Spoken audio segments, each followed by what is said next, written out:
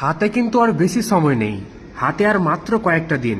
শেষ তারিখ হচ্ছে 14/6/2026। শেষ তারিখ হচ্ছে 14/6/2026। আমরা আছি আধারের অফিসিয়াল ওয়েবসাইট। আধারের অফিসিয়াল ওয়েবসাইট myAadhar.uidi.gov.in। এই অফিসিয়াল ওয়েবসাইটে আসলেই আমরা নিচের দিকে দেখতে পাবো ডকুমেন্ট আপডেট। এখানে ডকুমেন্ট আপডেটের শেষ তারিখ দেওয়া হয়েছে 14/6/2026।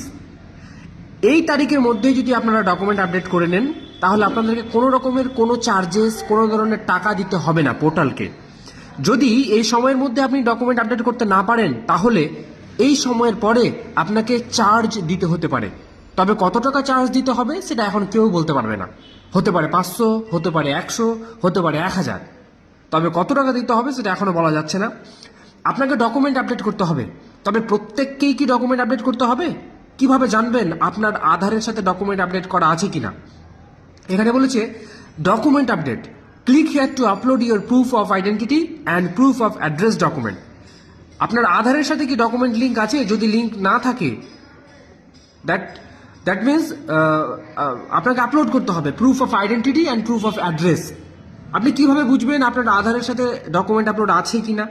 কিভাবে বুঝবেন? তার জন্য একটু নিচের দিকে আসবেন। নিচের দিকে আসলে একটা অপশন দেখতে পাবেন, চেক আধার ভ্যালিডিটি।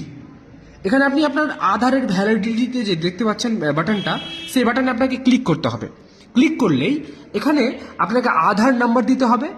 আপনার যে আধার নাম্বার আছে সেই আধার নাম্বারটা এন্টার করবেন। তারপরে নিচের দিকে ক্যাপচা কোড দিতে হবে। এই বক্সের মধ্যে যে ক্যাপচাটা রয়েছে হুবহু একই রকমভাবে ক্যাপচাটা দেবেন। দেওয়ার পরে প্রসিড বাটনে ক্লিক করবেন। ক্লিক করা মাত্রই নিচের দিকে একটা মেসেজ শো করবে। যদি নিচের দিকে একদম ফাঁকা থাকে, কোনো কিছু লেখা না থাকে, তাহলে ভাববেন আপনার আধারের সাথে ডকুমেন্ট লিঙ্কের কোনো প্রয়োজন নেই। যদি আপনার আধারের সাথে কোনো কিছু মেসেজ শো করে, ধরুন আপনাকে বলছে যে মোবাইল নাম্বার, ধরুন আপনাকে বলছে যে বায়োমেট্রিক লিঙ্ক করতে হবে, অথবা proof of identity and proof of address document link করতে হবে, যদি ওই ধরনের লেখা থাকে তাহলে যেটা আপনাকে শো করবে সেটাই আপনাকে করতে হবে। তো যদি আপনার আধারের সাথে ডকুমেন্ট লিঙ্ক না থাকে, মানে আধারের সাথে proof of identity and proof of address যে ডকুমেন্ট আছে সেটা যদি লিঙ্ক না থাকে, তাহলে এই জায়গাতে মেসেজটা শো করবে যে আপনাকে স্পষ্টভাবে ইংরেজিতে লেখা থাকবে ডকুমেন্ট লিঙ্ক করতে হবে।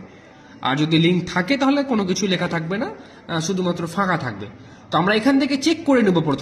প্রথমে চেক আধার ভ্যালিডিটিতে এসে প্রথমে আমরা চেক করে নেব আমাদের কোনো কিছু প্রয়োজন আছে কিনা, ডকুমেন্ট লিঙ্ক করার প্রয়োজন আছে কিনা।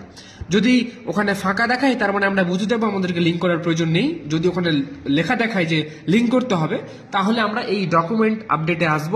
আসার পরে এখানে ক্লিক টু সাবমিট বাটনে ক্লিক করব। ক্লিক করার পরে আপনাকে লগ ইন করতে হবে। তো আপনি আপনার আধার নাম্বার দেবেন, ক্যাপচা কোড দিয়ে লগ ইন করবেন। আধারের সাথে যে মোবাইল নাম্বার লিঙ্ক আছে সেই মোবাইলে ওটিপি যাবে, ওটিপি দিয়ে লগ ইন করে নেবেন। ওটিপি দিয়ে লগ ইন করে নেওয়ার পরে নেক্সট স্টেপে যখন যাবেন আপনাকে যে কোনো একটা ডকুমেন্ট প্রুফ অফ আইডেন্টিটি এবং প্রুফ অফ অ্যাড্রেস হিসেবে লিঙ্ক করতে হবে। সেটা হতে পারে আপনার ভোটার কার্ড, হতে পারে আপনার driving licence, electric bill, bank passbook, হতে পারে আপনার বিভিন্ন ডকুমেন্ট। তো এখন লিস্ট থাকবে, সেই লিস্টের মধ্যে থেকে যে কোনো একটা ডকুমেন্ট নিয়ে আপনাকে কিন্তু ডকুমেন্টটা লিঙ্ক করতে হবে। লিঙ্ক করে পরে সাবমিট করবেন, তারপরে একটা স্লিপ বের হবে। স্লিপটা আপনাকে ডাউনলোড করে বের করে নিতে হবে। ঠিক আছে? তো এই হলো সম্পূর্ণ প্রসেস, যেটা আপনি ঘরে বসে বাড়িতে থেকেই আধারের সাথে ডকুমেন্ট লিঙ্ক করতে পারবেন। ভিডিওটি সবার মাঝে শেয়ার করবেন যাতে সবাই জানতে পারে। Last date 14/6/2026। এই টাইমের মধ্যে ফ্রিতেই বাড়িতে বসেই আপনি ডকুমেন্ট লিঙ্ক করতে পারবেন। ধন্যবাদ। সবার মাঝে ভিডিওটি শেয়ার করে দেবেন।